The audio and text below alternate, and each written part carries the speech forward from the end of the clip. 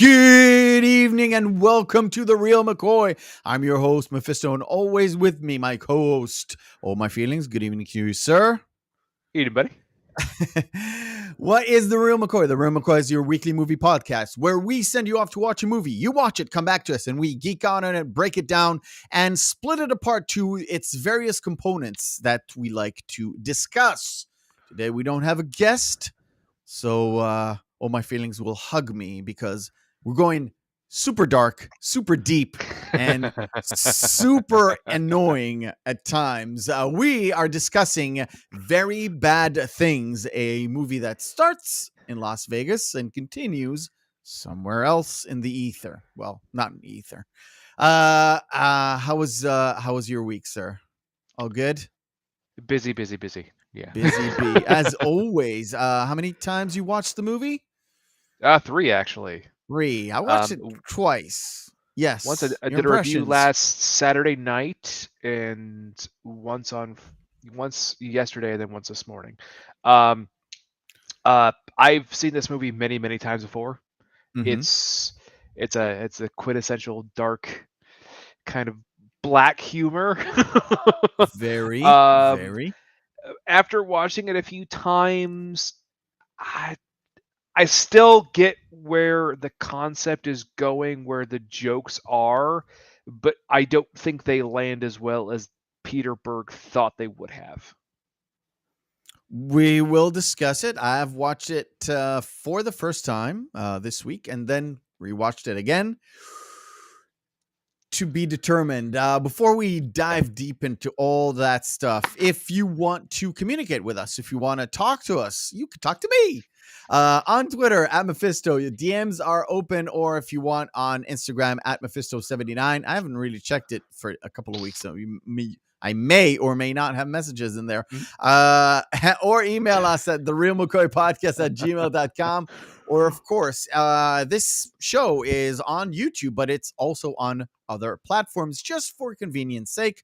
If you want to check us out on Twitch, it is twitch.tv/The Reel McCoy Podcast. It kind of helps with the lag when we do our little segments. And if you haven't seen the segments, you should definitely stick around because those are a lot of fun. So, Very Bad Things starts off at Vegas. Well, not really starts off at Vegas. Kind of starts off somewhere else. It goes to Vegas, and then we'll call it Aftermath. That's it. That's our podcast. Goodbye. No, definitely not. Let's say hello to the chat. We've got Saf in the chat and a couple of lurkers. We can see you. We love you.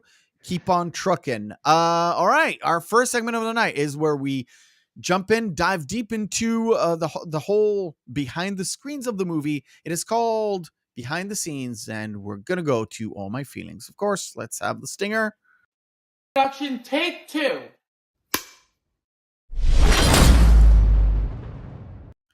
There we go. Take it away. So what's originally funny is that Adam Sandler was actually cast and almost took the role of Michael. The brother? Oh, by the way, Jeremy, I'm going to be confused with names today. So. That was Jeremy Piven's character. Jeremy Piven's, okay. But he dropped out to recast because the Waterboy got funded. Oh. To be fair, I would much rather watch Waterboy. And that was all Happy Madison stuff, and he's putting food on people's plates forever. Yeah. Speaking of Mr. Piven, Jeremy Piven's father was actually the rabbi at Adam's funeral. Okay. That's why when Michael hugs the rabbi, the rabbi is taken aback a little bit, but not really, because it's his son hugging him. Yeah. This film had a lot of controversy around it, specifically because there was a film called Stag that was released for HBO only in July of 1997, and the plot points are almost the exact same. Like down to the killings and everything? Yeah, a little bit different, but you could see almost, exactly kind of the same. The overall concept of friends. Yes. So a member, one guy in a group of friends goes out and gets married. The guys are taking him into Las Vegas or somewhere for a bachelor party and everything. Bachelor party, and something horrible happens, and then they come back. Yeah. Sounds like The Hangover as well. Well, no, but The Hangover did it as an opposite twist. Oh yeah. Which we're gonna get to. We're gonna get to that. We'll get to that. No, but Peter Berg stated that most of those were coincidental. Ooh, it just so happens that Stag was released again on HBO only in July 1997. Very Bad Things started film production in September of 1997. So 2 months after the release of Stag, this film started production. Ooh. So the timeline does not look good. So it's not like a Deep Impact and Armageddon situation where they kind of released. They coincided, but they were also different in a slight. But they still were very different because Armageddon had them going up to blow up the asteroid. Yeah, but this one, the plot points are basically paint by numbers the same. Yeah. So also Peter Berg, the director, also appears as the director. He appears as the doctor in the hospital that pronounces Adam dead. You know what? I've watched it twice and didn't pick up on that. Yeah. Okay. Yep. I mean, Peter Berg's got a very recognizable face. Yeah. I was going to say, what's funny is I'm skipping a little bit forward because we could talk about this during it, but I might as well just get it over with. When they're in the hotel room, you can tell when this was supposed to happen, because the pay-per-view they're watching on TV is UFC 10. Wow, that's a deep cut. Okay. You can tell it by the match that they're watching, because that was supposed to be the headliner, the title card on Is that it one. like Frank Shamrock against Don Severin or No, something? I can't remember who it was, but no, but it That's was the supposed only to be, people I know from that era, by the no, way. but it took place on 7/12/1996. Oh, okay. So that So that's kinda when gives it was you supposed to happen. It interesting. gives you Okay. a canonical timeline. Okay. Yeah, then I would say the only thing is the one police officer that questions all of them after Adams. You mean Officer Random? No, Randall, actually. It's Which Randall, is but he calls him Random. No, which is funny though, because Peter Berg actually played Officer Randall in another cop film that was actually just released 2 months prior to this film Okay. starting production. All right. Cool. Just That's saying. see, this is why we do this segment, for you to blow me away with such minute details that I Some fucking love. you know tiny I love it. little bit You of know I love shit. those things, man.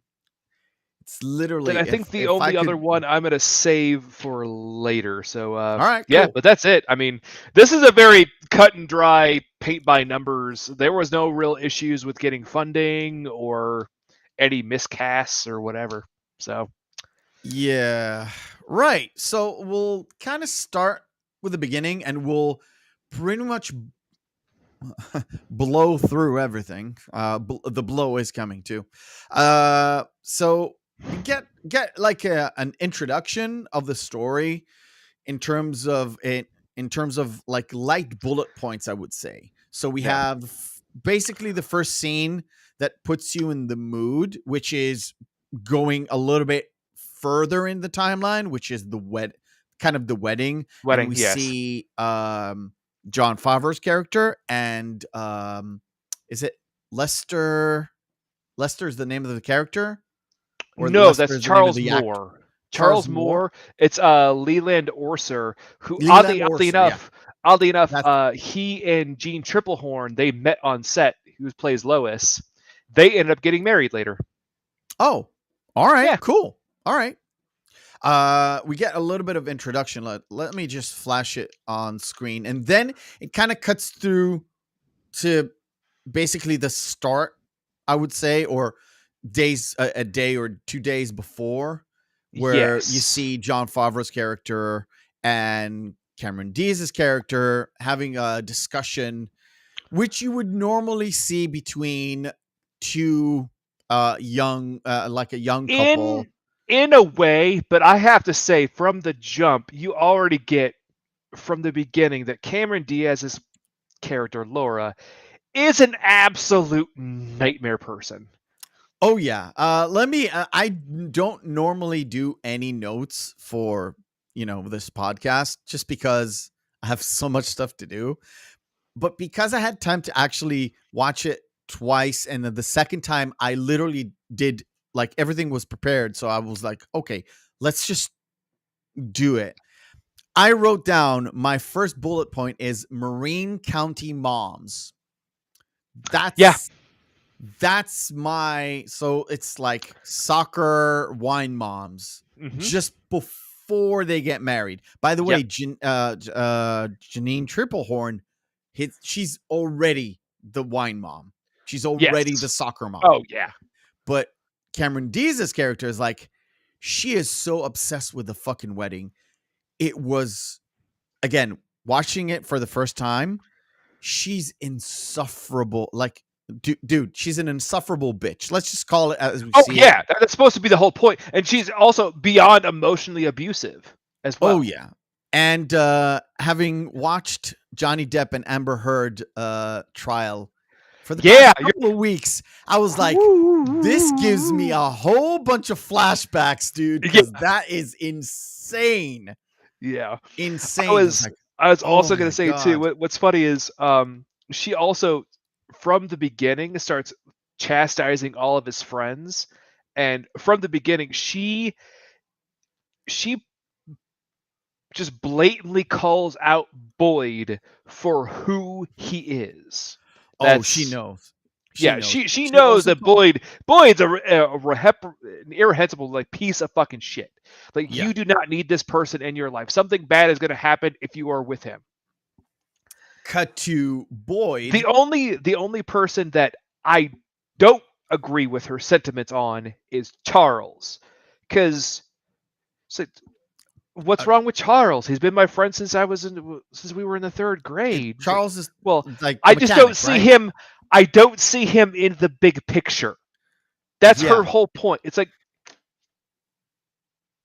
I was about to slap that fucking face. So I'm only getting black screen again. Are you? Oh yeah, shit. Might be a restream thing. Yeah. No, because you relogged. Womp. Nothing. Wah. Yeah, well, the crowd can see it. You can't. Now you can see it. Now I can see it. Yeah, right? But Boyd, him going, hey, would you just not get... You can go look on the property when I'm not here, okay? Yeah, exactly. I'm here. I'm doing my job. Yeah, I know it works on screen, but he can't see it. No, it's working now. Yeah, it's working now. All right, cool. So we get jump to the office just to introduce Michael and Adam, and his brother, Adam. Daniel Stern's character, Adam.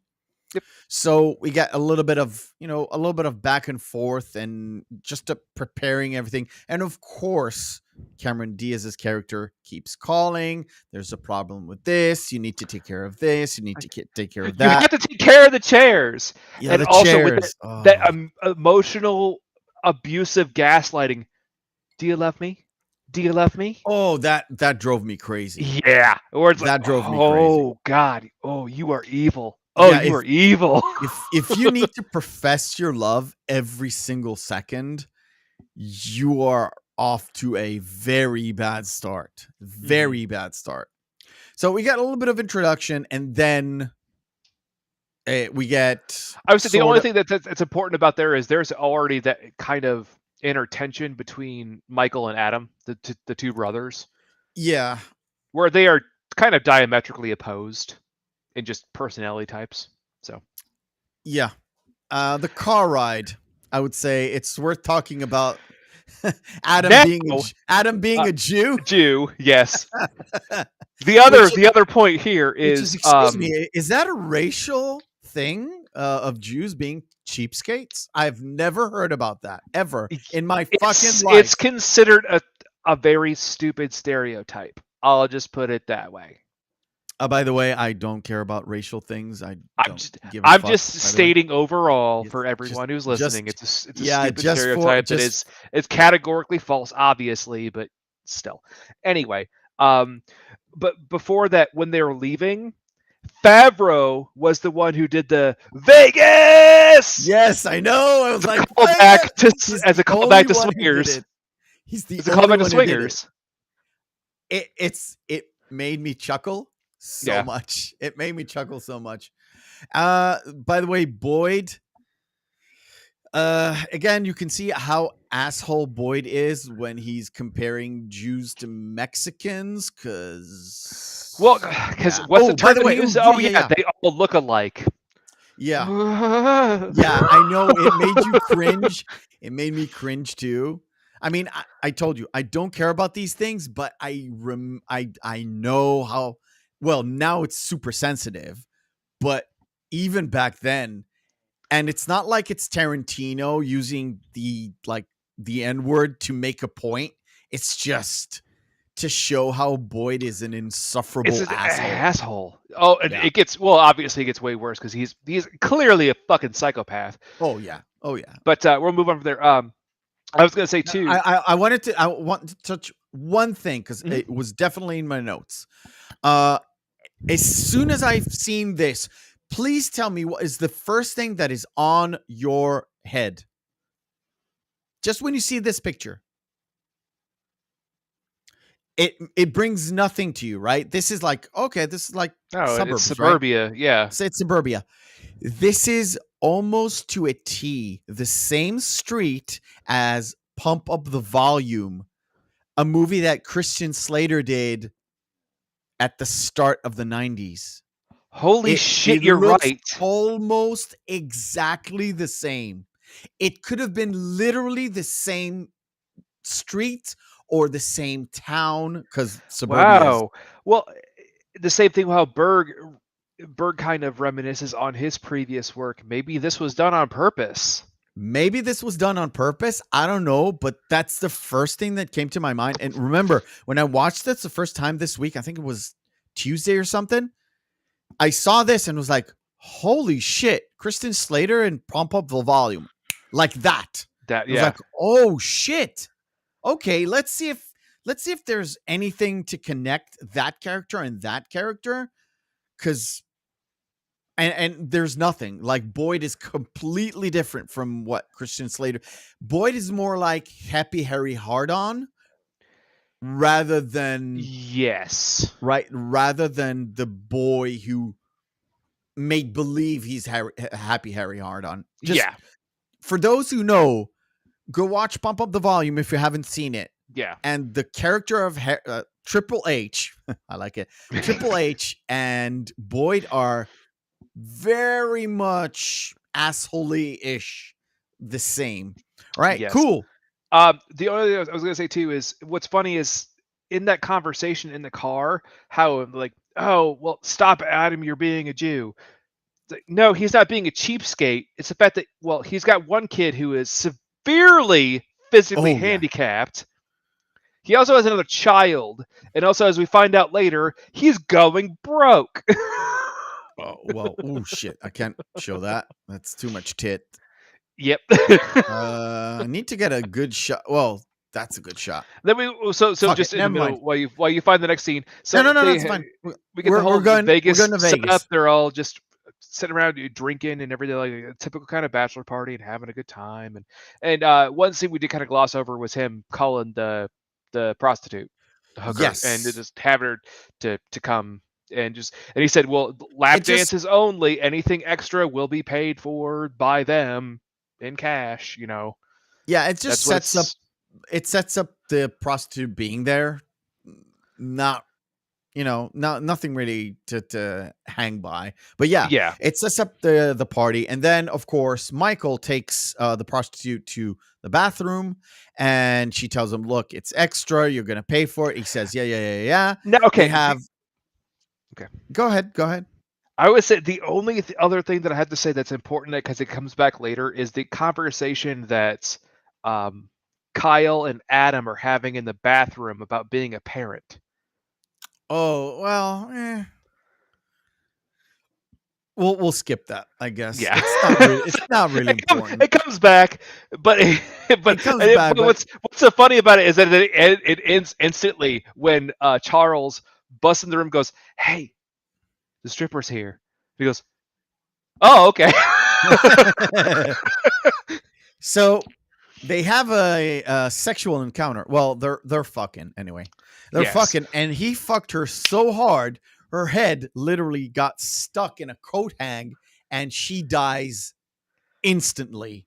Now, the funny and dark joke of it, she was up there for a while. She was hung up. Yeah. But she was quite literally hung out to dry. Yes, through a nail a couple of nails in the back of her skull. Head. Which, hi Bella, right? Peeking in. It got really. What's interesting about this is the fact that if you wanted to go about the whole conversation of what happens, is had they just not touched the body, immediately called the cops, what would have happened was. There have actually been lawyer critiques of this.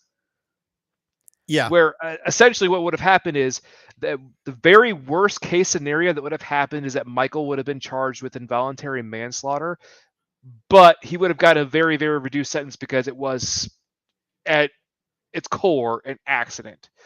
The very best case scenario is that nobody would have gotten charged for anything outside of maybe possible cocaine possession, depending on how much coke they still had left. Yeah, I would imagine so.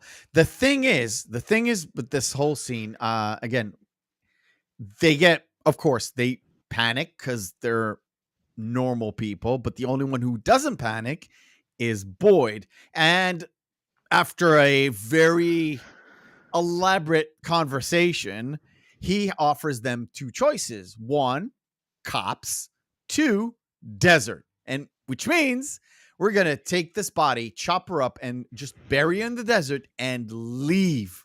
Yeah. And while they're discussing it, and of course, Adam being the big, like, responsible guy, says no, he wants the police. Everybody else is like, got Well, no, convinced. they're still considering it. Yeah, but when he says like desert or like police or desert, and everybody's like in it, knock on the door. Who is it? It's hotel security. The security coming guard. to check because they were a rowdy bunch. Yes. And what's funny too about the whole scene with the security guard is the security guard is like, I don't know what gets into you, boy.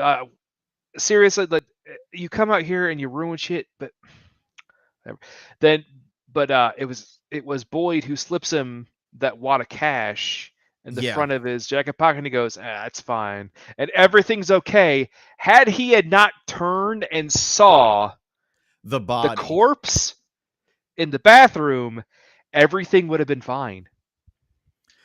And as soon as he starts, asking question, not questions, question, Boyd attacks him with a wine opener?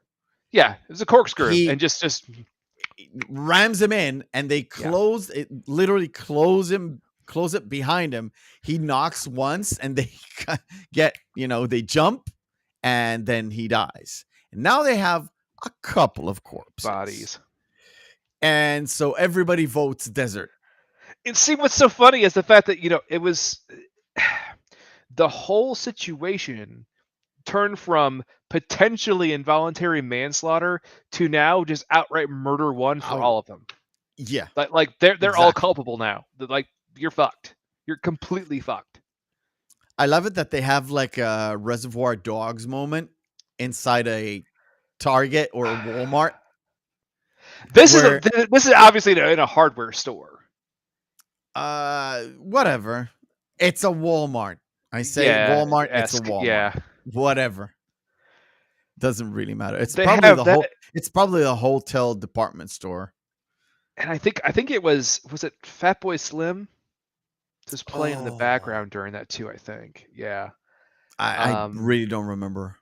It was one of the trip hop ones, right? The trip hop tracks. So of course they clean things up rather nicely, by the way. They did an amazing job. Yeah, there's a shot. I can't really show it on screen. A, there's nudity. B, there's blood all over the fucking place. But yeah, this room is literally covered. Clean. Yeah. Clean. And it was filthy.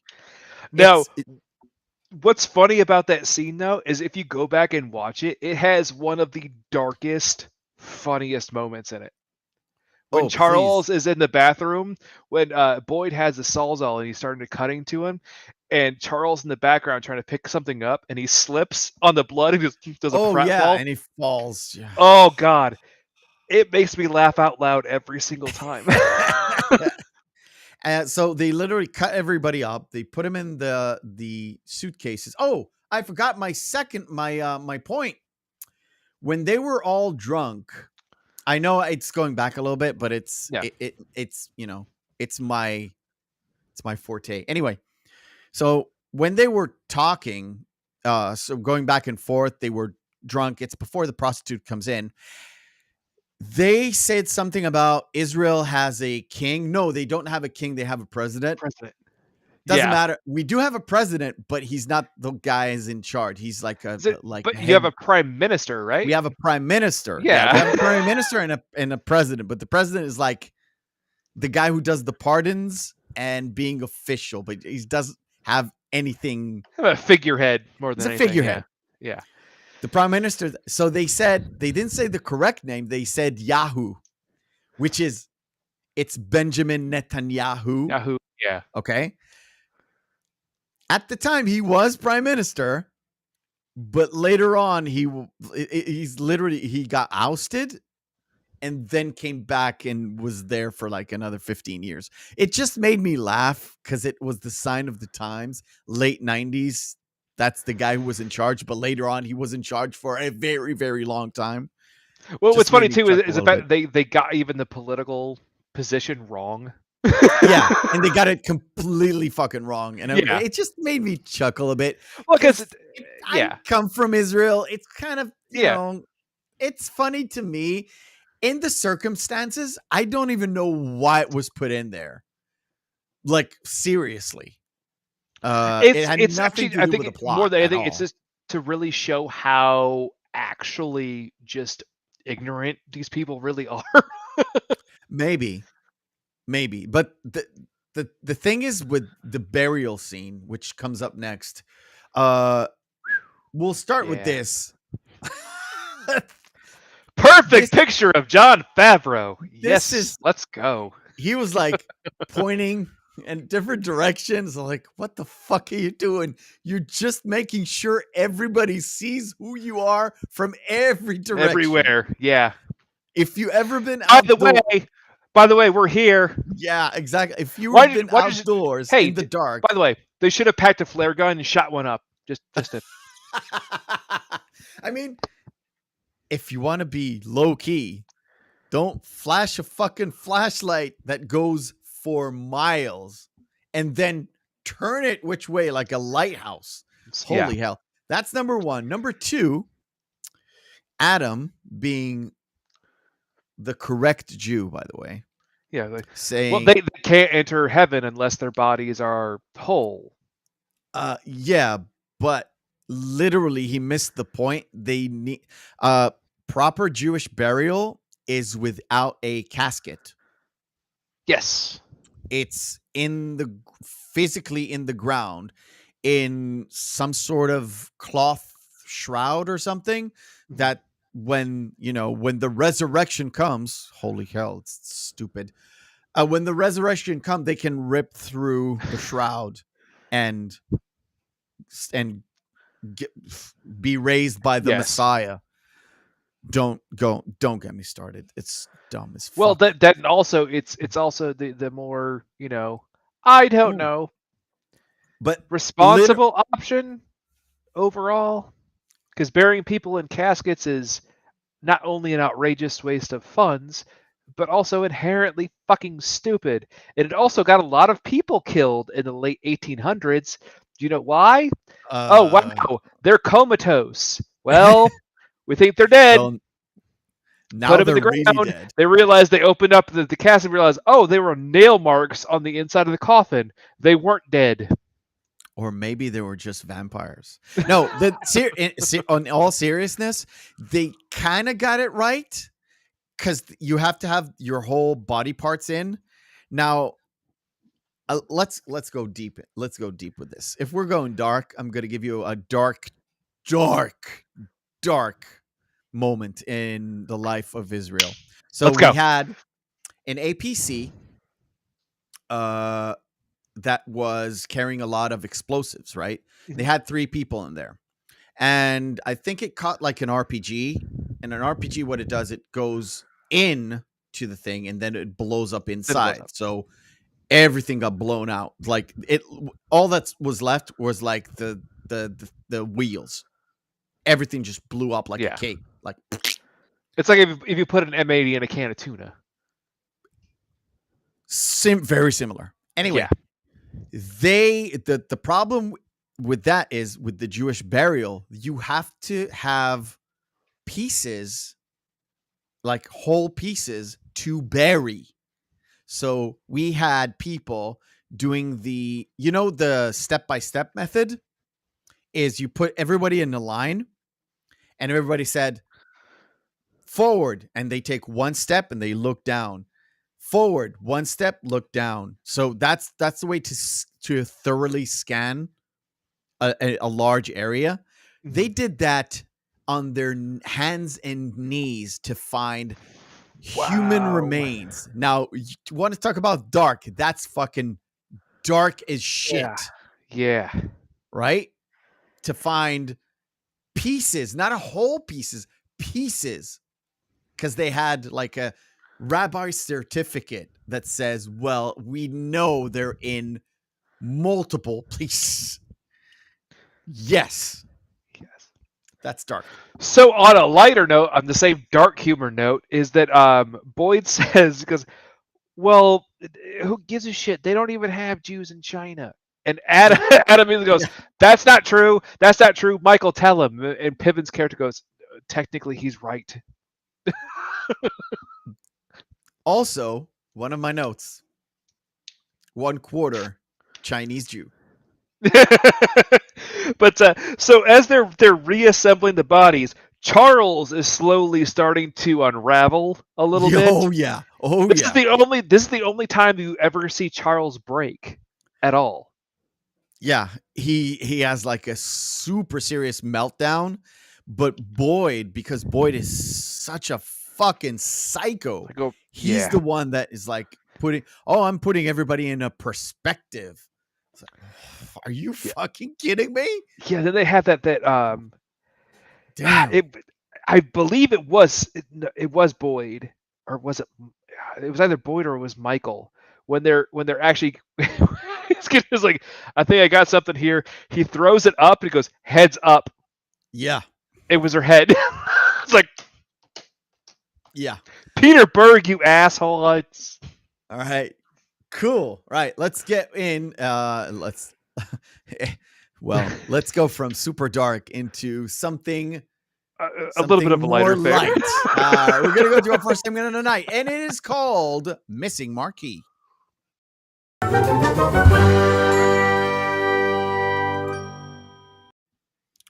What is Missing Marquee? Missing Marquee is very simple. We take 10 posters of movies, take their text off, and we'll let the chat and Oh My Feelings guess which movie this is. I think you're going to get every single one of these. But we'll see. So let the chat have a little bit of time, okay? Here we go. Bam. Glorious Heath Ledger. Pretty sure I think I know this one. But come on, chat. Chat, don't let me down. We got you. I literally made it very easy for you this week, especially Seth.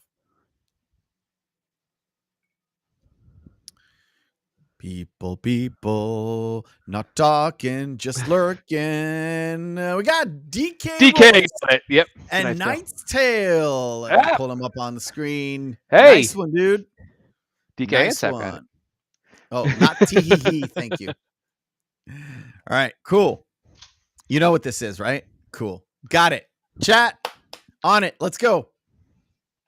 Damn YouTube. Hey, stop it. Sam. Side note, I still can't believe that they're doing a remake of fucking Firestarter. Are they? Oh. Yes. There's no creativity anymore. Why would you make a remake of? Yes, great. It was Drew Barrymore's actual first film, by the way, but it was a box office bomb, and it's also one of Stephen King's worst stories. Never mind. I see the chat is being stomped. Please enlighten us. Which movie is this? Carrie.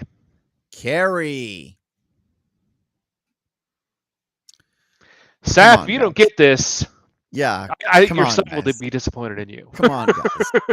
Come on. I said I made it very easy. Thank you, Saf. Correct. It is Cars. This one is more difficult. I admit it. Can you punch in? Oh, yeah, for sure. Saf doesn't know what it is. DK Royce is stumped. Bella's lurking. And Biffer's not around to save us all. I'm trying to figure out who the hell the actor is. Eric Benet. it. It looks like Joaquin Phoenix. Yeah, it does. It looks like a lot like Joaquin Phoenix. Yep. No, you got me on this one. It is Munich. Oh shit! Yeah. That's a really good film too. Yep. Another dark moment in my Yeah. country's illustrious career. It's Robert Redford and it's Brad Pitt.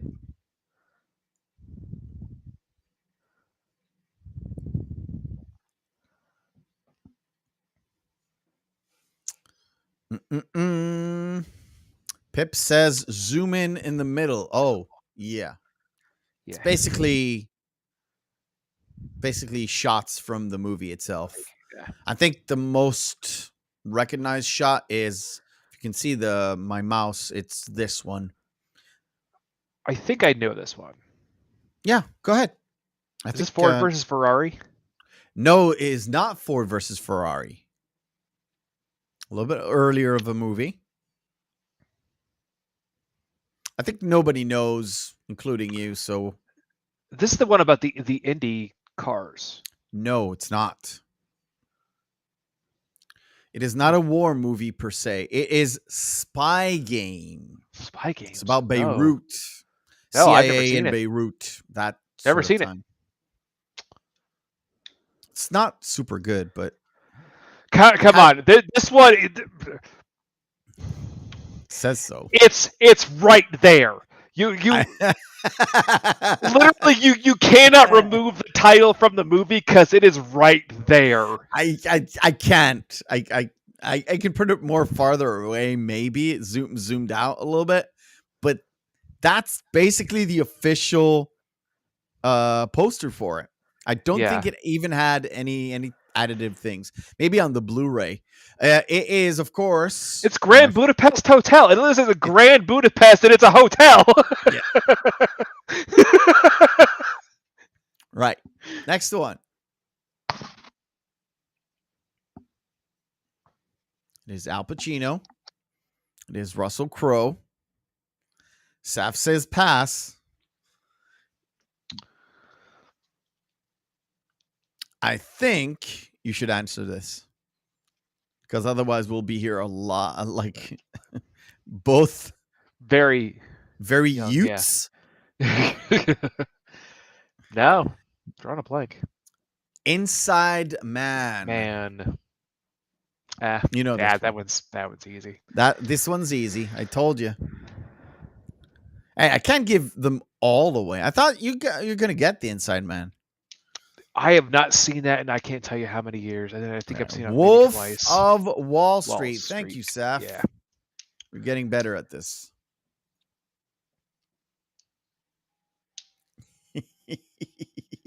Oh, sorry. Need to do something. Insidious giggles over here. Insidious giggles? No. No, what you were doing. Oh. It is a Hitchcock movie. Saf says pass.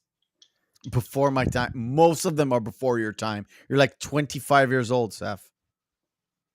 That's not A Room with a View. No, that's not A Room with a View.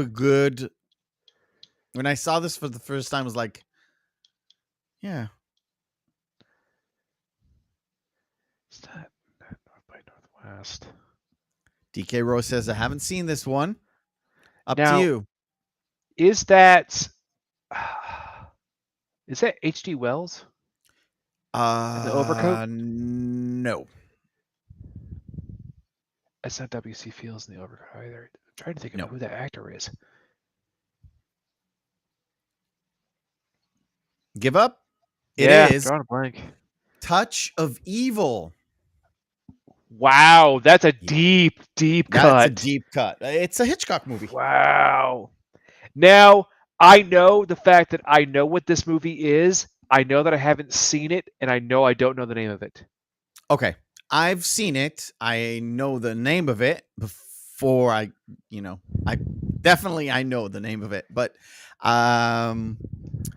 it's a very interesting movie. It has spots in it where it can go like real dark, but it doesn't.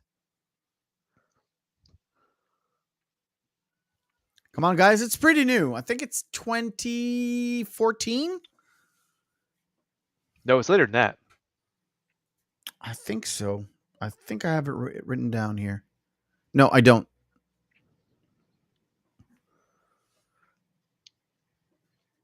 She's doing the, I think it's the Appalachian Trail.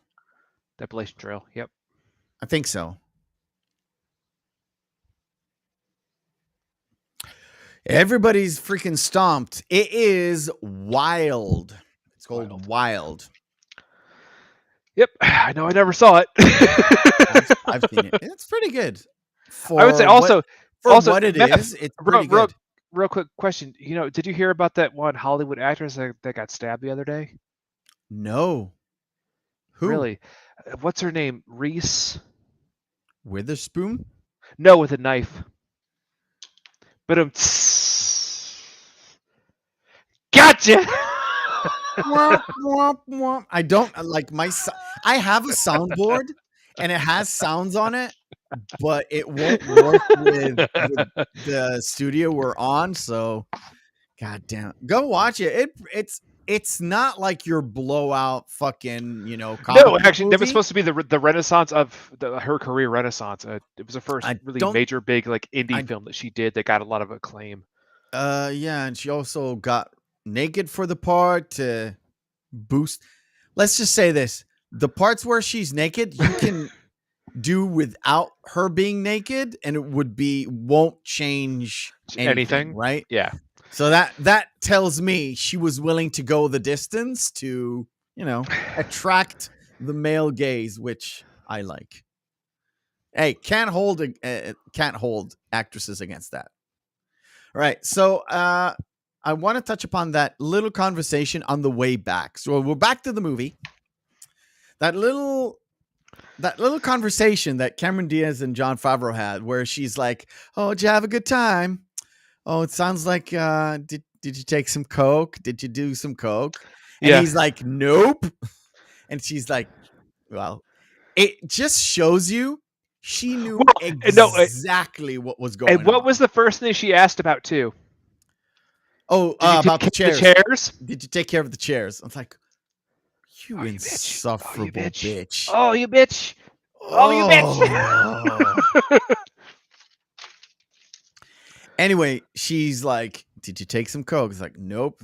"Oh, I know you did." And she doesn't care. She really doesn't.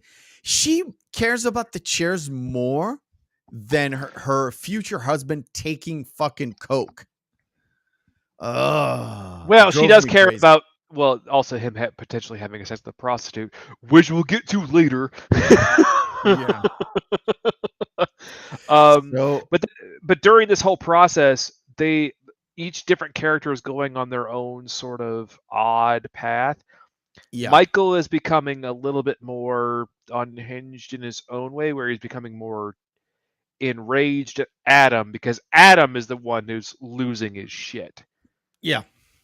Yeah. And he's jittery. He's like snappy. And you can tell in a scene we'll touch upon just before the rehearsal dinner. But first, we just need a little bit more bitch. Oh, God. She lines these boys out in a row and what she does to Michael is fucking ridiculous. They're like, "So, wait, what's wrong with your neckline?" It's like, "No, I have an irregular size. I can't change my physical fucking body type." Yeah. Look, and so wait, did they give you this shirt or did you bring it from home? They gave it to me. Well, just make sure it's okay. Dude, all I thought, this is literally Jeremy Piven's humor. Oh, yeah. Like, filtering through the movie. I don't know if it was written that way or it was ad-libbed. No idea. And you couldn't tell. But in my mind, it was ad-libbed and it was pure Jeremy Piven's. You know his shtick. Whoever knows Jeremy Piven, like his character in Entourage inside that suit. Yes. Yeah. That's what I got from it. And That's exactly what I what's so felt. funny too is the fact that Cameron Diaz playing Laura in this was just a couple of months before It's Something About Mary came out.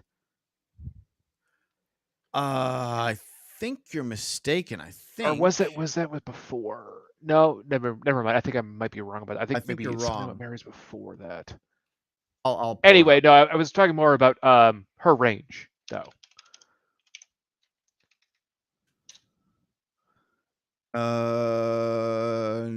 No, 1998. Yeah, that's what I thought. Yeah.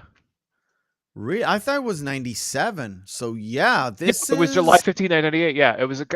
That's what I thought. It was a couple months before this movie. Yeah. This movie came out, and then Something About Mary came out, and there are two diametrically opposed versions of that character. Where Mary is this absolute sweetheart character that everyone can't help but fall in love with, and Laura is the most insufferable woman you've ever met. Yeah, exactly. So we get to see Adam being completely unhinged in the gas station. So he pulls up in the gas station with his entire family. So his wife and his two boys.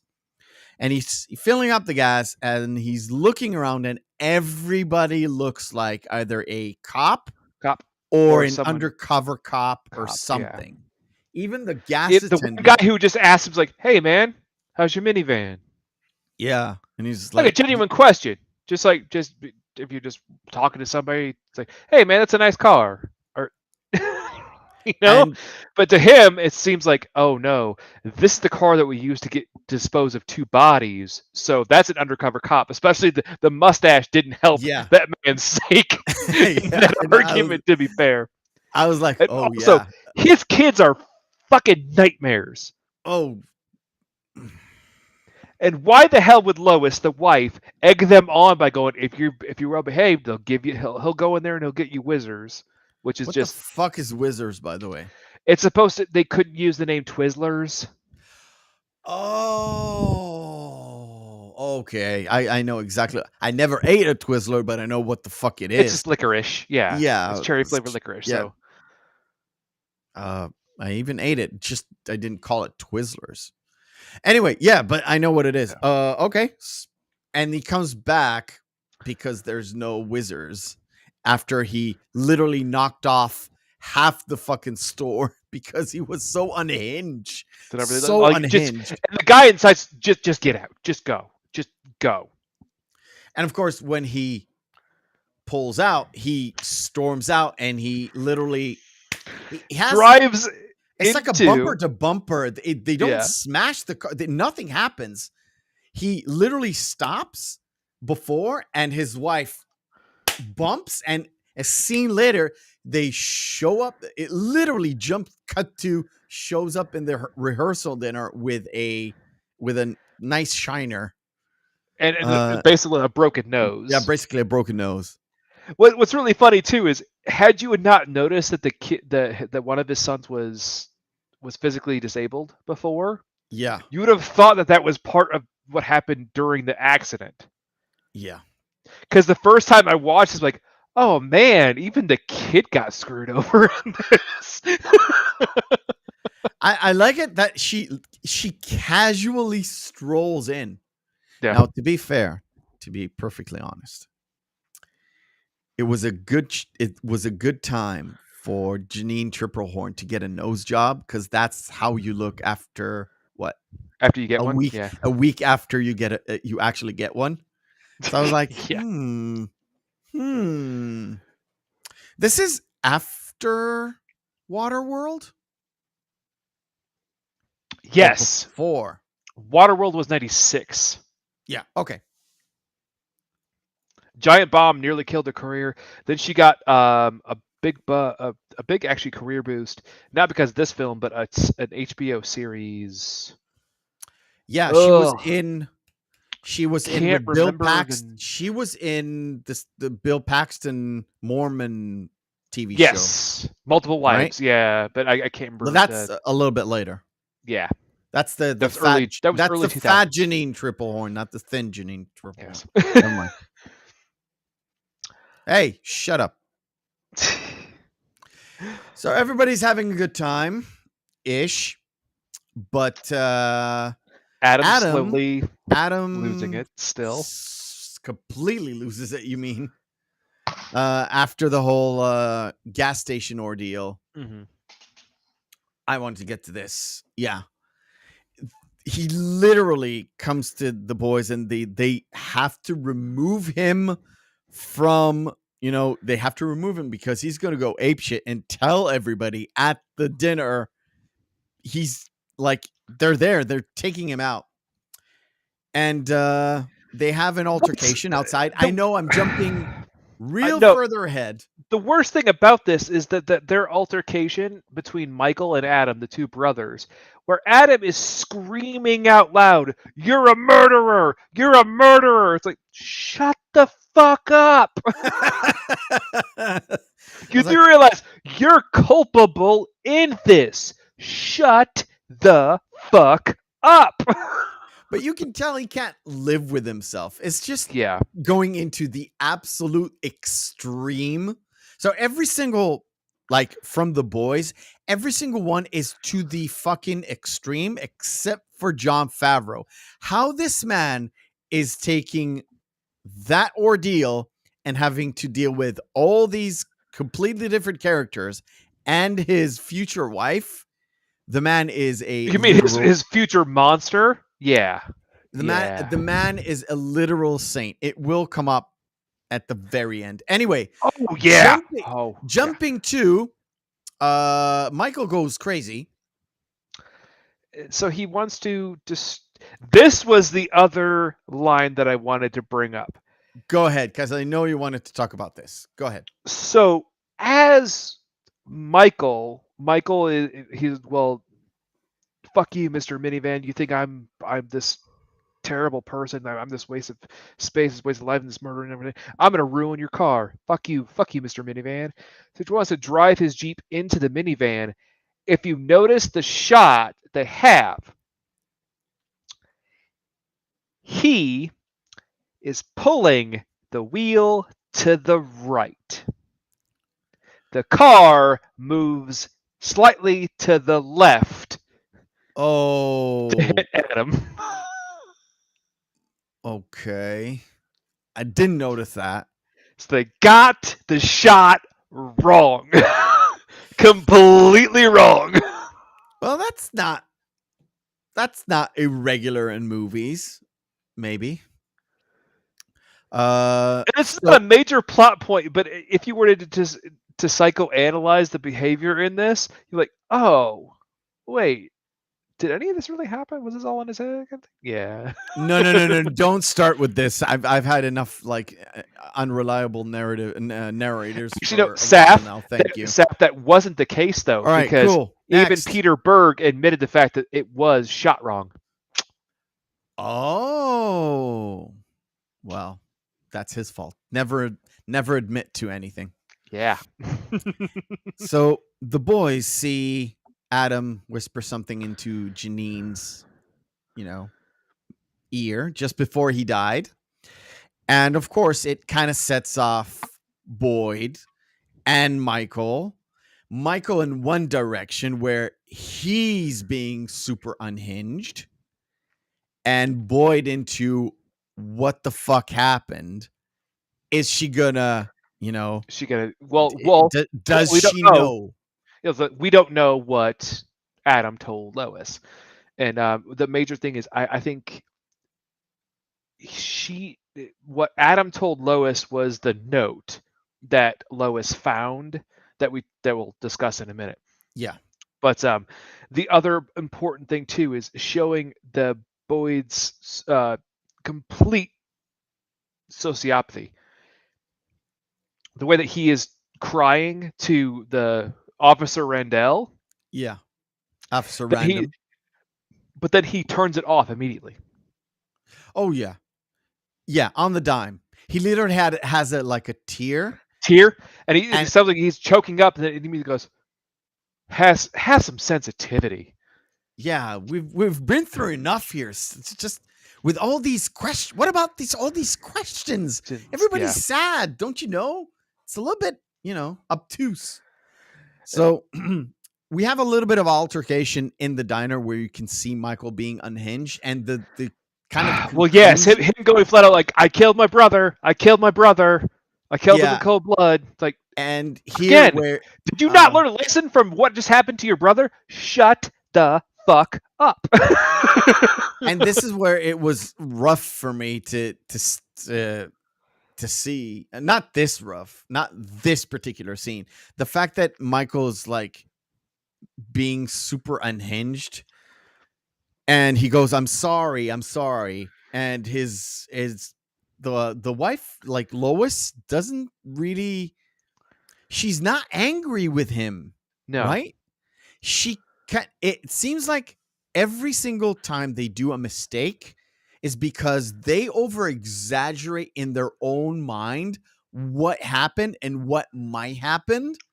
Well, then Same also with Adam watching, like looking at, like thinking there's cops everywhere and all that stuff. Everybody accepted the fact that it was an accident. Yeah. So, well, that and everyone slowly starts to buy into sort of Boyd's interpretation of things, because Boyd was the ringleader in every single one of the situations, kind of clean up all the messes. I think the only one who never really believed him at all was Lois, which, well, we're gonna get to. Well, we're gonna get to right now, right now. The only thing that I was gonna bring up though was that conversation that Boyd's the new age kind of mentality and what they were talking to him, like, ever since you've been in that new age positive thinking stuff, you've changed. The big scene that really personifies that was them in the car. Yes, on the way to that place. Yeah. Yes, where it was like, it's all about love. I love all of you. We're all experiencing love here together. And then he just grabs Kyle and kisses him. Yeah. as a point to prove. And I was like, that's a bit strange. Yeah. That's a little bit off. And it takes Kyle's character, not character, Jon Favreau's character, Kyle, it takes him by surprise, and he doesn't know what to answer, right? Well, because that's what it does. Because that's what a sociopath or a psychopath would do. Do the most outrageous thing to put someone second guessing everything about your character. Yeah, and we come to this where Lois knows something is wrong. Boyd is trying to give her some excuses. And she's like, fuck you, Boyd. Yeah. You're full of shit. You're full of shit. Yeah. And, Michael's sitting there, and Michael is breaking down. Jerry Piven's character. He's crying. He's like, Michael, what happened? What happened? And it's Kyle is the one who makes up the fabrication. I wanted to touch upon this because you can see Boyd, you can see the tension building, and you know what's coming with Boyd. You know what Boyd, at this point, you know what Boyd is going to do. And the only one who does a little bit off kilter is actually Kyle, Jon Favreau, where he literally, to calm Boyd or prevent Boyd from doing something completely to kill stupid. Her. Yeah. Makes up this lie. Yeah. He gets up and he just tells a lie where Adam had sex with a prostitute. He didn't want to tell you, and he's been mulling about on it, and it's not the first time. Which then Boyd goes off on his own rant about it. Yeah, when Boyd kind of completes it in a more, even a little bit darker way, and gives a little bit, and to be honest, I think had Boyd just shut the fuck up and let it lie, she would have still had those second doubts and everything. But as Boyd is trying to confirm, and not only confirm, but provide more quote unquote evidence to that story, the more it rings false to Lois. Yeah. The more it would ring false to Lois. Kyle telling her that story, she bought it. Can you see how she broke down immediately after Kyle said that? Yeah. That's what I showed. Where it's like she says you're lying, but she's like She's just like, no, she's fighting off the truth as she was yeah. told from a truthful guy. And also, to And be fair, with all the money troubles they've been having lately, wouldn't it kind of make sense?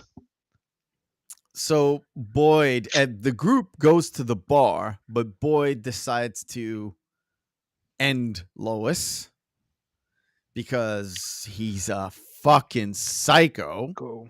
Yeah. And this is I where love Lois waking up and going, oh, you messed with the wrong person, motherfucker. Yeah. They have a legitimate fight. She has a legitimate struggle side until note, there is still, this is still 1990, this would be 1996. So they still had DNA evidence. She would have his DNA under her fingernails where she scratched open his face. I know. Technically, they wouldn't have been able to leave Vegas. I don't think so. Well, they would have been questioned on where did the security guard go? Yeah, the security guard. There's a little snippet where Adam goes crazy and he shows them a paper report about a missing it was a missing persons report from the newspapers. Like, no, Yeah. look, because he had asked earlier where they were burying the bodies. Like, oh man, what if he had kids? What if he had kids? What if he had kids? Like, oh, I think he was too young to have kids. Look, he had 2 children. Yeah. So this part I didn't get. Maybe I've skimmed it. Maybe I was just not paying attention. So okay, so we got to go back just a little bit because this is where it goes completely off the rails, and Boyd's psychopathy just spirals completely out. So not only after he kills Lois, Michael and all of them are at a bar and they're having a conversation where they talk about that Wahoo moment. Michael is. And he's talking about, well, I'm going to turn myself in. Don't worry about it. I'm going to put it all on me. It was all my fault. I did all the things. I already killed my brother. It's fine. Yeah.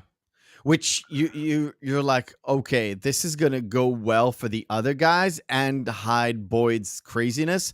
Then he kills Lois and yeah. That's so they go back to Lois and Adam's house. Michael's already completely drunk. Michael is so far gone he can barely even walk. Boyd brings him into the house. There's a single gunshot. And what does Boyd come out and do? Tells him the whole new narrative, the whole new story. It was that Michael was actually in love with Lois. Yeah. And Lois rejected Michael, and Michael couldn't handle it, so he shot himself after he strangled her to death. Yeah, which is, for us, knowing what we know, is like, how do these guys actually believe him after all what's happened? Yeah. Well, and also he had that first question too. It was Adam who asked him back in Vegas in the hotel room about like what to do with the bodies. Like, how do you know how to take care of this? Yeah. You wonder. I don't think this is Mr. Boyd's first fucking rodeo here, is what I'm saying. Yeah, I know as well. I know as well. So we get to this scene. Now, again, I may have skimmed it. I love this scene so much. So they get an inheritance because of Adam and Lois's death. Yes. And they already established earlier in the movie that Kyle is the godparent. The godfather, yeah. So there's an insurance policy, but what's left of it is $14,000 because they owed a lot of money. Now, see, what happened was he had a $500,000 life insurance policy, but he forgot to pay the last couple. He forgot, as in they were going broke, so he couldn't pay the last 2 payments. Yeah. So that was null and void. So that's just gone. But they beyond that, it was the house. his IRA, Okay. and all of their other assets. But together it was, well, property values had dipped, so that lost him $100,000. So they was like, well, so basically they went from having 500,000 on top of the other 500,000 from everything else. So it's $1 million. Well, they lost $500,000, so the life insurance policy was gone. Yeah, that's that. They lost another $100,000 due to the fact that, property values. So they're down to 400,000. Then it was all of their expenses, which shows how deep in debt they really were. Yeah. Yeah. And all that's left is $14,000. $14,000. And you also now have 2 kids you have to take care of. Yeah. Good luck. And I love the fact that the attorney is sitting there going, so when's the wedding? Tomorrow. I love the fact that the first thing on Cameron Diaz's mind, Laura's mind, is like, "Are you got to be shitting me? You gotta be shitting me." Yeah, that's the correct response, I would think. And what's funny is, as he leaves, it was Kyle's turn to break down, where he breaks down. He just tells Laura everything. It was like, so yeah, we were out there. We did some. He actually says we did some very bad things. Yeah. He name drops, and she's. No, and he goes, and Michael killed a hooker. And what's the first thing that she thinks of? And says out loud, "You slept with the hooker?" "No, Michael killed the hooker." And she goes, "Oh." And at this point, I was like, "Oh, this motherfucker does not give any fucks. Any fucks." Nope. Oh my god. She's a fucking monster. She's not only an insufferable bitch, she is a literal psychotic woman, just as much as Boyd is. But the whole thing is a whole different level of psychotic. Where the whole that entire conversation where she's like, well, what's going to happen is, well, we'll get to the whole body thing in a minute. But she was like, she again is that kind of, she's on that what they call the proverbial dark triad. She is on the very high functioning level where it's somewhat hidden, but she is severely emotionally manipulative, which we can see in their relationship. Because every single time they have a confrontation whatsoever, she always asks, well, how much do you love me? Oh, yeah. Yeah. All right. Let's have a proverbial stop, and we'll do one of our favorite, at least the crowd favorite segments, which is called Screen Fighter. Better. Round 1. Fight. What is Screen Fighter to the uninitiated? We take 2 movies, pit them together, and see which one is the best one. If there's no discernible difference between the 2, we go to our criteria, which is Friday evening, Saturday evening, out with the boys, out with the girls, out with your significant other. 2 movies in front of us, just 2. Which one will we pick? And we go to live feed, chat, participation is most welcome. All right, cool. Now you actually brought up the good version of Bad News Bears. Yes. It took a couple of tries. Well, I didn't try this particular pairing, but it took a couple of tries until I got what I wanted, which is The Rock versus Bad News Bears. Bears. Right? Chat says, for now, it says The Rock. I think The Rock is a much better movie. Better entertainment. Like a good, hearty 90s action movie. Starting to go crazy again. Well, again? Yes. All right, cool. So we're in. Side note: the new Nicolas Cage film, everyone should go see. It is so fucking good. Oh my god, it is hilarious. Yeah, right. It's on the list. The Rock. Winter's Bone or Mona Lisa's Smile. I don't think I've seen Winter's Bone. I have definitely seen Mona Lisa's Smile. Winter's Bone is actually a really good movie, but if you haven't seen it, then Margaret haven't seen it. Forgetting Sarah Marshall or Mona Lisa Smile. That's such an easy pick for me. Really? It's Forgetting Sarah Marshall for me. Yeah. Forgetting Sarah Marshall all day, every day. That movie is fucking funny as hell. It is funny. I do enjoy the last bit with the puppets where he talks about the his Dracula play. musical? Yeah, the Dracula musical. I can't. Yeah. It's just funny. By the way, the one thing I didn't like about the movie is actually what's his face? The English comic. Russell Brand. Russell Brand, Didn't like him in this one. No, but he was really good at Get Him to the Greek, though. With what's his face? The fat dude. Jonah Hill. Like a thin dude. Yeah, Jonah Hill. Batman and Robin or Elf. No. Campy or just fun?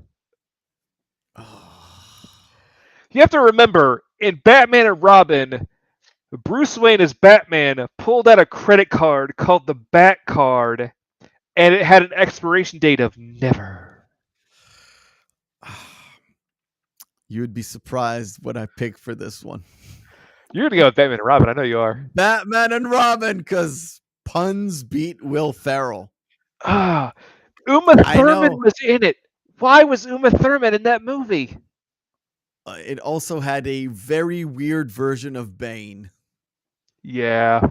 With a hat. It had the more correct version of Bane with the toxic, the pumping into his veins, because that's true from what was in the comics when he first started. So that was okay. All right, cool. Batman and Robin or Elf? Chat says Batman and Robin, cause the Terminator. A freeze is coming.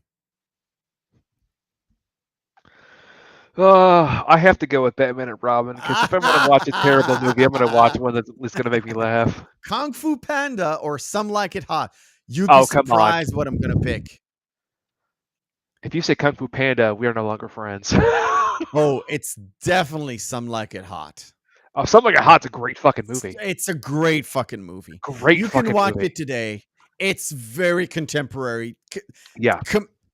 Look, it is 1959, and it is very.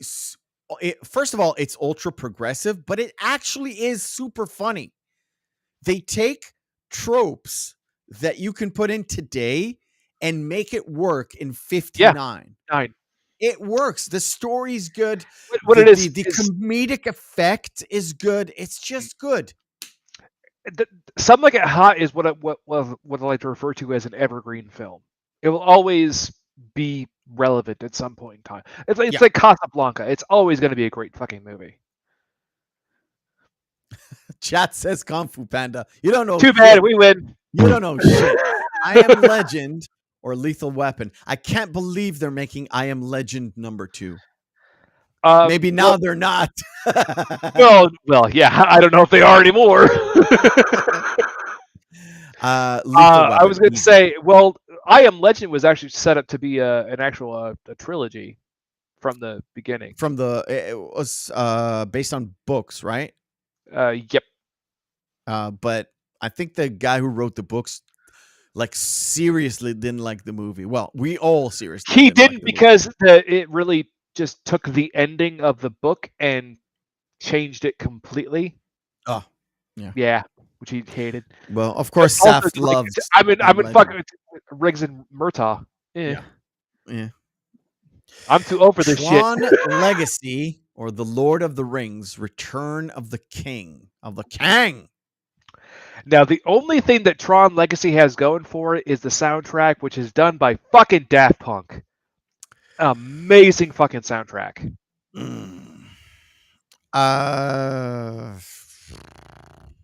But it's Lord of the Rings is still, yeah.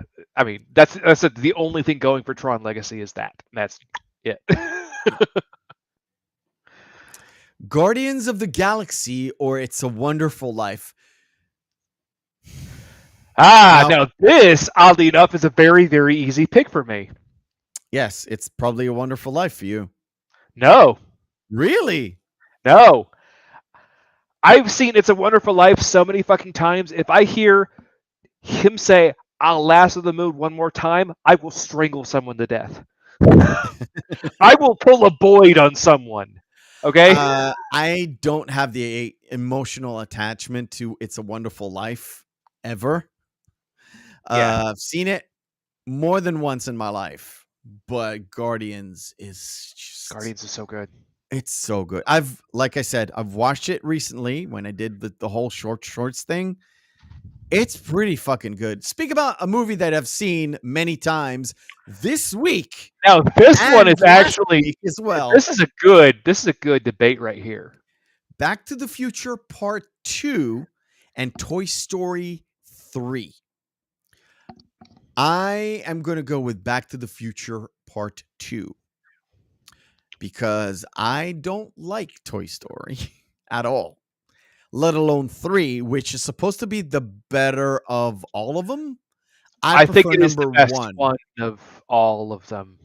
It's Yeah. the more emotional one, I would say. Yes. It's the more emotional one. Because correct me if I'm wrong, Chad. This is the one where at the end Andy goes to college.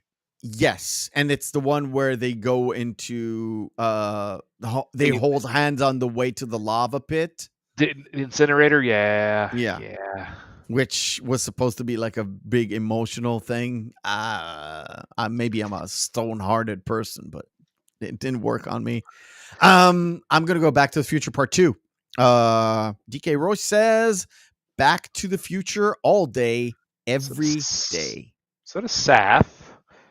You see that? Saf says as well. I'm also gonna have to agree with you because I really love the what they did with the alternate version in Biff's positive future was well played. So all right, cool. Dawn of the Dead. That's the renewed Dawn of the Dead. That's the Snyder Zack Snyder one. Yeah. Zack Snyder Dawn of the Dead, or Bram Stoker's Dracula. That's the Gary Oldman Dracula. And Keanu Reeves. And Keanu Reeves Dracula. And Winona Ryder's Dracula. What say you, sir? Dracula. Chat says Dracula really as well. Fucking good. Last pairing, 127 Hours or Rear Window by Alfred Hitchcock. Now, Rear Window is an awesome thriller. 127 Hours is 2 hours of near boredom. And then somebody's hand gets chopped off. Yeah. Also, I've done Deadpool this week. And there's everybody remembers 127 hours. 127 hours. Spoiler alert. Yeah.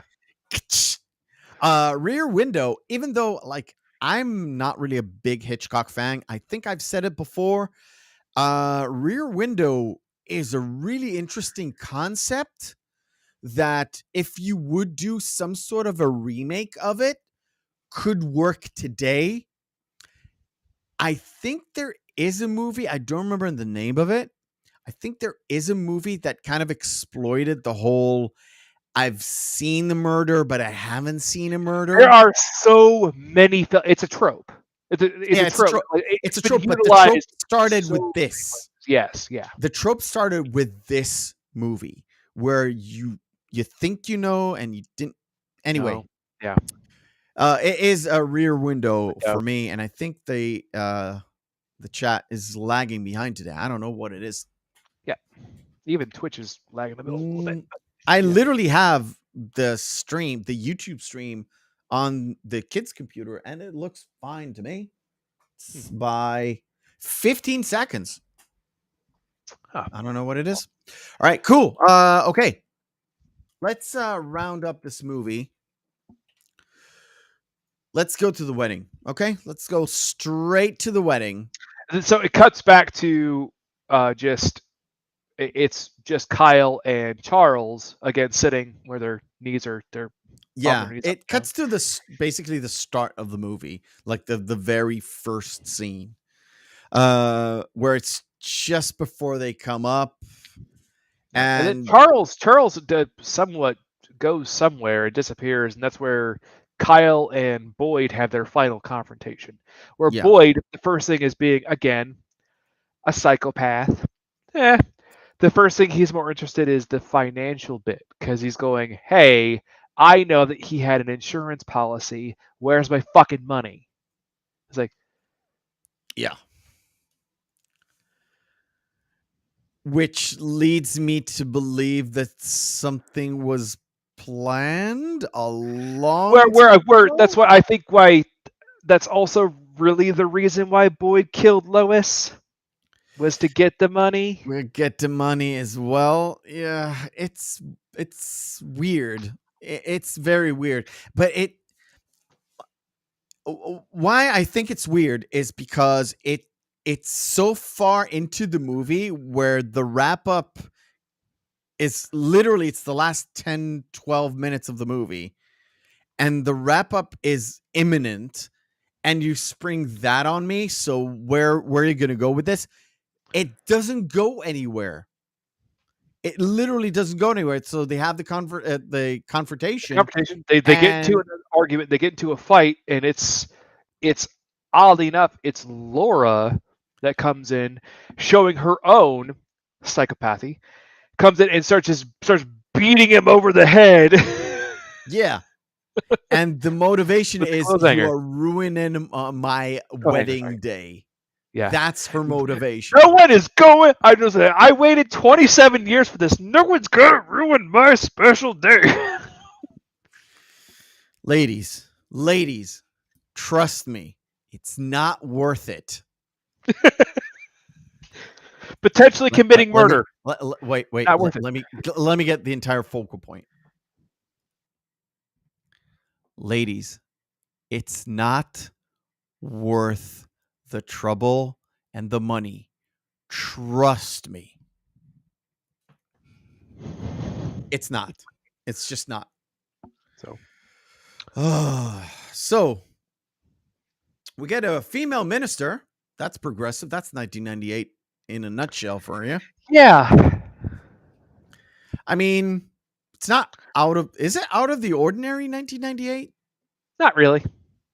Yeah, it's like it's already at the time where it doesn't really matter who gives you away, just as long as they're ordained. There's as long as there is a proper officiant there. Because they already filed for the marriage license at the very beginning of the movie. Yeah. So it doesn't super matter. You should have told that to Pip 4 years ago. Well, I can't save everybody, Seth. No one's perfect. Yeah. What's funny too is that you see all of the bridesmaids on her side, and you just see Kyle standing next to Charles, and that's it. The thing is, they all look like Laura. Oh yeah, some version of her. Uh-huh. Yeah. Do you think she may have done that on purpose? Well, she is an insufferable. See you next Tuesday. Yeah. So the whole ceremony ends. Everybody's happy. Well, no. What happens is they don't the have fact that rings. Charles, yeah. So Charles has to go get the rings from Boyd's body, presumably, and he's not. But what's funny is he yet. opens up the door and knocks Boyd back. Boyd's already slowly dying. That's the whole thing.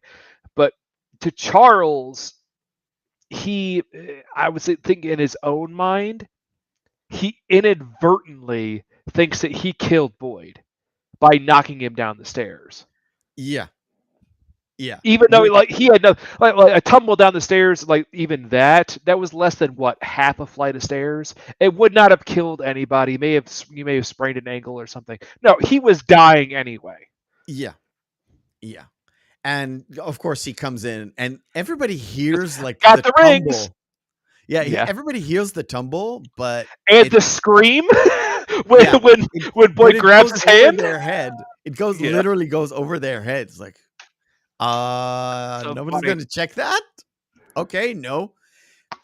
And then we get to this scene where the psychopathy has been unraveled to its. So what's going to happen is you're going to go out in the desert. You're going to dig up those bodies.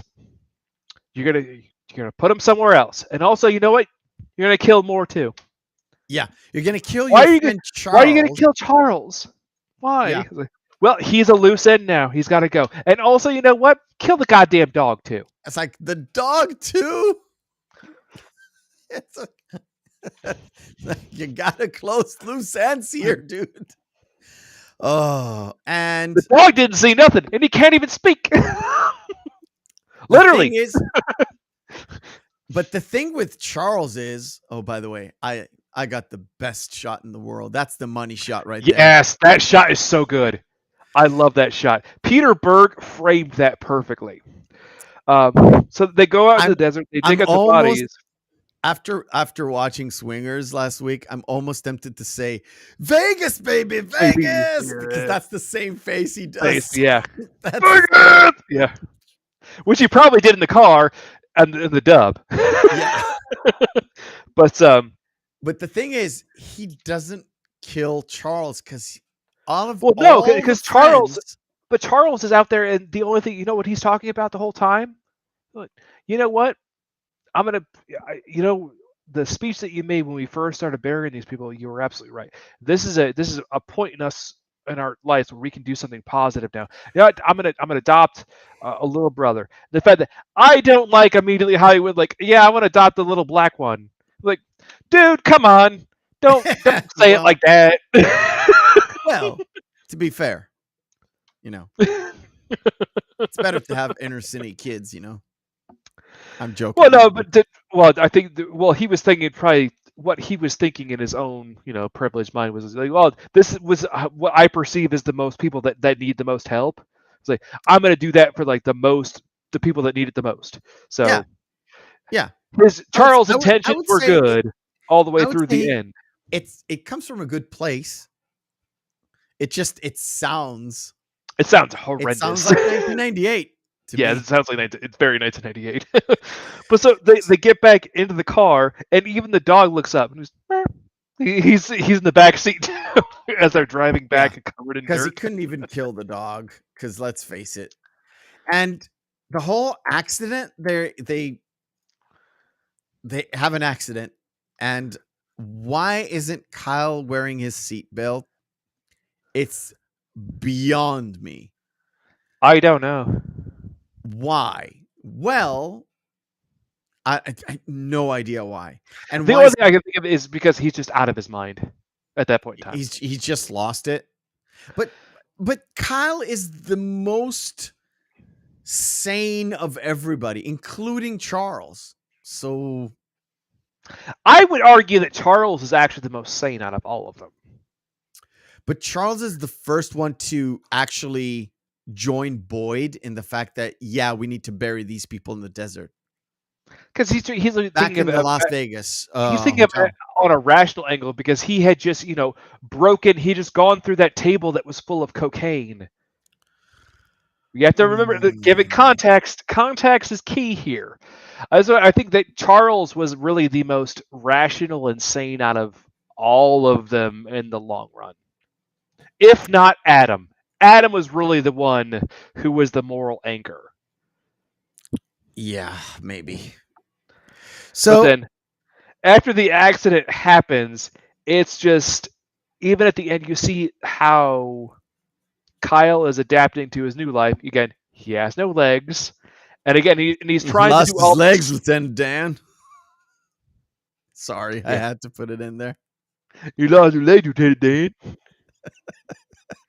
You prick. You prick. All right, so he's trying to get him to do the Boy Scout salute, but the boys are like not. No, it's actually the Badger Scout salute, so get it right, asshole. Badger salute, whatever. And they don't do it, and he's trying to like help him do it, and he falls over, and you get to see Charles running around doing the Christopher Reeve impression, Yes, it's a bit surreal. And of course, who takes care of everybody? Laura, kids, because the one who is physically disabled falls over, and he's trying to help him. Yeah, Everything. And even when Laura started losing, like, hey, honey, are you okay? You want to talk? You want to sit down and talk about it? You want to? And she just has her own psychotic break, which I love the fact that it's almost just severe karmic justice for her. I think it's for everybody. I thought about it. Everybody in this movie who were a shithead, including Charles, is getting exactly what they deserve. The only really innocent people in this whole film overall really were Lois, first and foremost, because she did nothing. She was also insufferable, but who cares? She was just the prototypical She soccer mom. So she it's was just, the prototypical soccer mom, therefore she must I'm suffer. sorry, being a bitch does not mean you should be strangled to death. Because there'd be a lot of people that'd be dead right now if that were the case. Including yours truly. I Yes. think. But then also Adam as well, because Adam, the only thing that he did was trying to obfuscate the truth, and he was still the one that was just trying at the But first. he was the one that caused the debt. Everybody in this movie did something wrong. Maybe Lois didn't, but Laura was a insufferable bitch.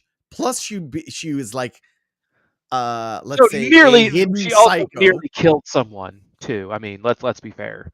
That also is just like, also she's an accessory to just an obstruction of justice, essentially, because she's hiding the facts of the murders. Which, yeah, that's So, like I said, from the boys, everybody got what they deserved. Because overall, even Adam had a part in the murders. By the hiding sheer things, fact that he was accomplice to hiding the fact that his brother murdered a hooker and his friend murdered a security guard. then burying the bodies. That buried the body. That's a big thing. Yeah. And he was a part of the whole cleanup thing. So that's a cover up. So regardless, every one of the boys got what they deserved, including Charles, because Charles technically killed Boyd, or put the final button in it. Well, but his was not with any malicious intent. That's the whole thing about Charles, where Boyd was already dying, as we discussed before. That little tumble down that little half flight of stairs, that would have not killed anybody in any way, shape, or form. That's why he didn't die. Just had an accident. Yes. So anyway, I didn't like this movie. I didn't enjoy watching it twice. I cringed. Like I said, I cringed the first time, and then the second time I watched this critically, I was like, I don't like any of these people. Maybe that was the point, but I would be pissed if I would have went to the theater and paid money to watch this movie. Siskel and Ebert not only rated this as one of, if not the worst film of 1998, I think it was Ebert's review said it was not only morally reprehensible, but the film itself is just categorically mean. It is, but I don't know what it is. Maybe maybe on the unlikability of the characters. Maybe the story was a little bit too unbelievable, because it is a little bit strange that no cops are investigating the security guard, just the security guard. The security guard thing was the thing that really would be the one that would set off all the alarm bells. Because trust me, if a security guard went missing trying to go to someone's room that had multiple complaints about loud noises and banging sounds, there would have been more people trying to figure out, like, hey, what the fuck is going on? Yeah. Or it would have been like, oh yeah, by the way, when they came back from that hardware store, with all their gear. Yeah, there are cops all over the fucking room already because someone else went up and just checked out what the hell happened and found 2 bodies. Yeah, just another security guard. Yeah. Come and check what the fuck happened. Again, it had to fit with the narrative of, oh, they are going to get away with it, but they have some sort of a weight behind them. That sets off Adam. That sets off Michael. That sets off Boyd. And so on and so forth. Or things were just going to exacerbate and become worse and worse and worse, and everything's going to spiral out of control. That was the whole point of the narrative, which again was the same narrative that Stag had. And we come to the conclusion: was it worth watching? I think it was worth a watch once. Yeah. Only for the fact to see these rather very famous actors like Daniel Stern, famous.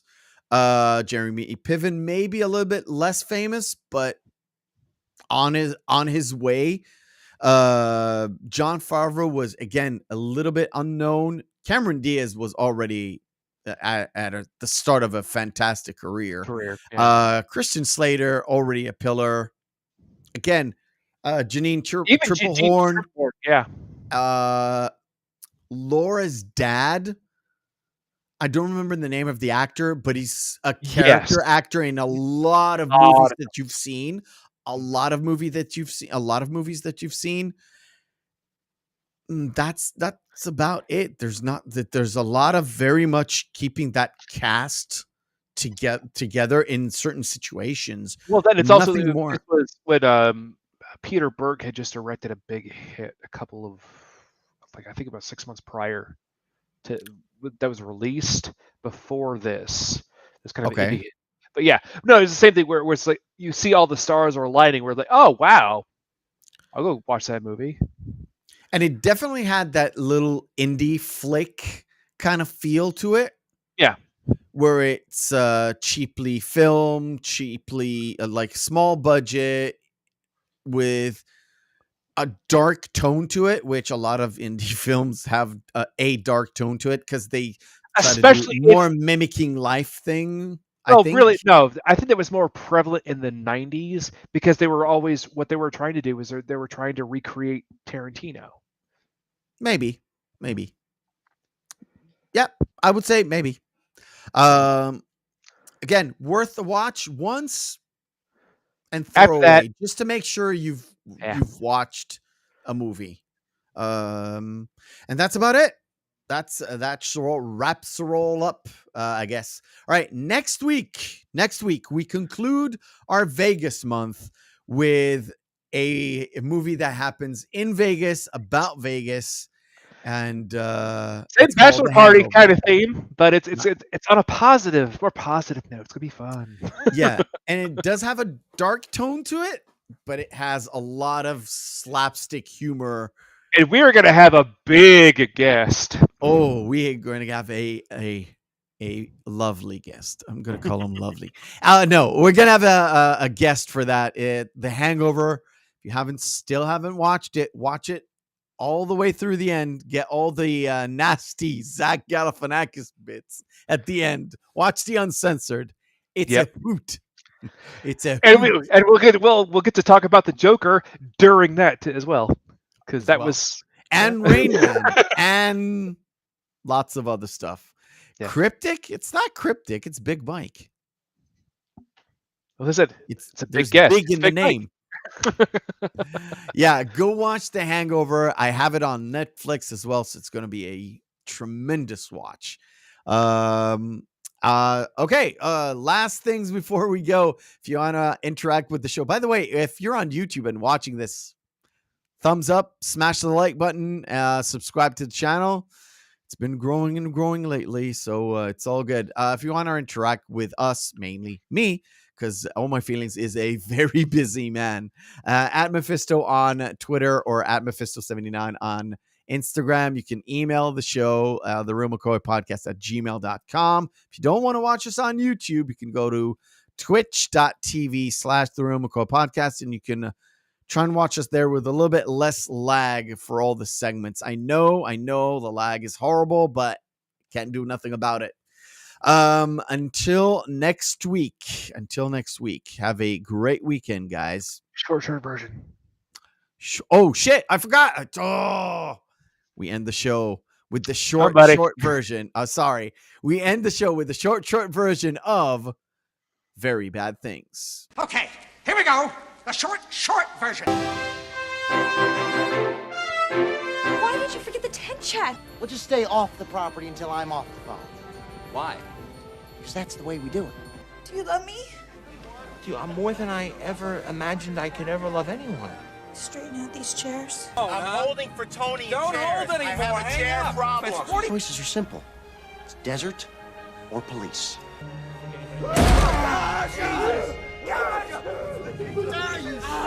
According to Jewish law, the blood and the limbs are considered to be a sacred part of the human spirit.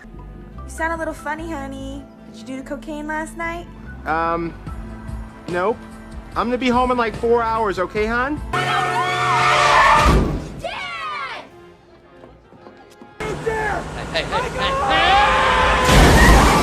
Full-on grieving mode right now, and your questions are just a little bit poorly timed. You understand? Thank you very much, officer. Cancel? Cancel? What, you're out of your fucking mind. Adam slept with a prostitute in Vegas. You're lying. You're a bunch of liars. I don't believe you. $14,223. Are you fucking kidding me? And I will not be denied. So tomorrow I am walking down that aisle, come hell or high fucking water. This is my day! The dog? I don't care what you do, get rid of him, lose him in the desert.